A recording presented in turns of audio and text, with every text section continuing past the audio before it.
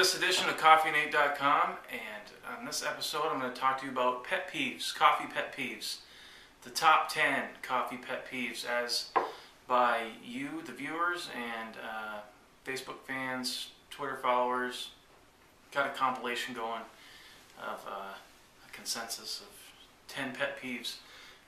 Number 10 is live up to the hype. There's all sorts of premium coffees out there like Jamaican Blue Mountain, 100% Kona, Kopi Luwak stuff. I don't even know if I'm saying that right. But I understand that it's all about scarcity and supply and demand that drives up the price. But come on, $50 a pound, $80 a pound for coffee? You really think it's that stuff's that great that I'm going to spend over $300 a month? Because I drink a pound a week by myself, so I'm not spending over $300 a month for coffee, for crying out loud. And this Kopi Luwak stuff. Have you ever heard about this stuff? There's this Chinese cat, it's called a civet, and it eats coffee cherries. And its body can only process the fruit, so it leaves the beans behind in its stool. So there's some dudes that follow these little bastards around and pick up their crap and pick all the coffee beans out of their poop and then ship them to you for $70 a pound. So, I mean, come on. I got all kinds of pounds of cat crap in my litter box here. I can't sell that for $1, so why am I going to pay you $70? Maybe it's great stuff. I'm never going to know. Number 9. Once coffee is brewed, you don't leave it sitting on the burner all day long. It boils down and gets all nasty and burnt, and then you turn around and charge people for it in full price. I'm not paying for your burnt crap.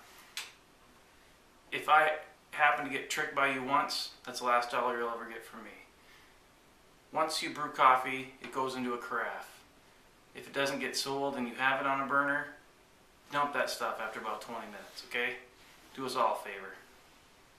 Number 8, those little takeout lids. What's up with them things? It's nothing worse than ordering a coffee, you get ready to take your first sip, and you take a drink and you pour it, it all leaks all over your shirt, and you walk around all day with this coffee stain on and you look like a dork.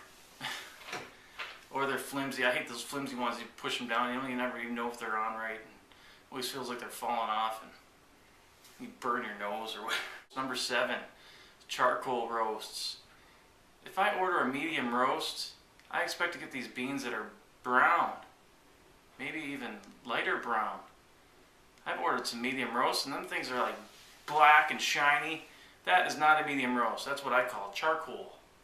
It's shiny. You can see your reflection in this crap. I'd hate to see whatever company considers that a medium roast. I'd really hate to see what their dark roast is. What does their dark roast look like?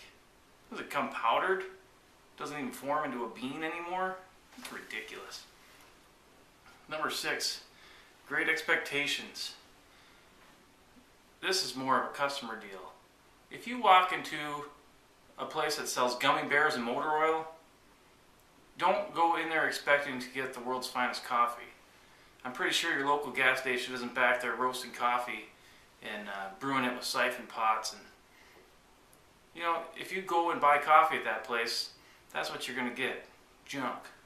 Number 5 is the price.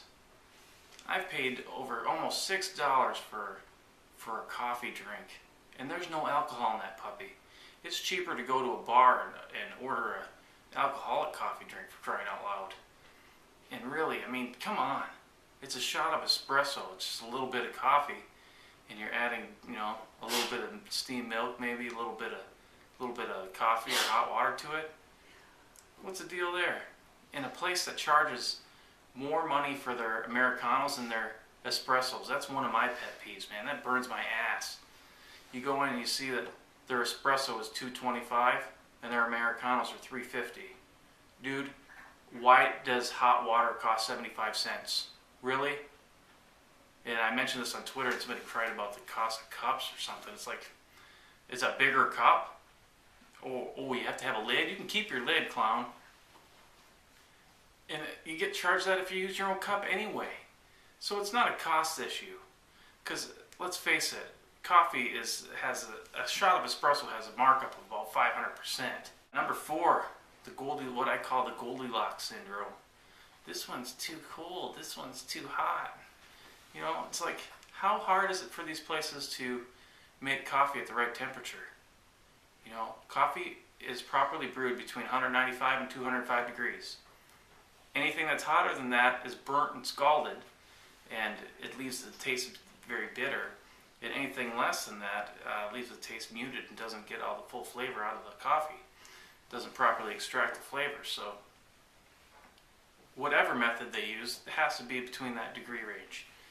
Don't sell coffee that's brewed with substandard brewing methods.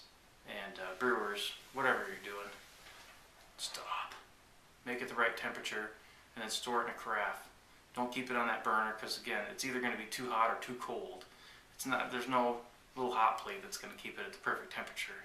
And even if it did, it'll still boil it down. So brew it, put it in a carafe. Number 3, coffee that is see-through. You know, that's really disgusting, is coffee that is way too weak. Now, I understand some people like coffee that's not as strong as what I like to drink. That's fine. But let's get real. There was one time I went to, I took my kid to the barber shop, and the barber there, he's a nice guy and whatever, but he says, "Hey, would you like a cup of free coffee over there?" I looked over at this coffee pot, and it looked like there was apple juice in it. It looked like, there was apple juice sitting on the burner there. I was like, I had to control myself from laughing out loud, really. And right next to it was this open can with no lid on it. It was coffee. That's all it said on it. Coffee brand coffee. It must be the original. Number 2, it's what I call, "Hello, McFly." It's ignorance. I got them printed out below as well. And a few honorable mentions from other people on Twitter and Facebook. So check those out and make sure you get into the coffee contest. It's ending for the free Kohana coffee. I'm going to be drawing a winner in the next couple days. So make sure you get entered, and how you enter is to either leave a comment on this post or any other post at CoffeeNate.com. Click the tweet this button, or being a fan on Facebook, becoming a fan of CoffeeNate.com on Facebook, or signing up for the update list at the top right hand corner of the screen. Alright, thanks a lot for stopping by at CoffeeNate.com, where there's always something brewing.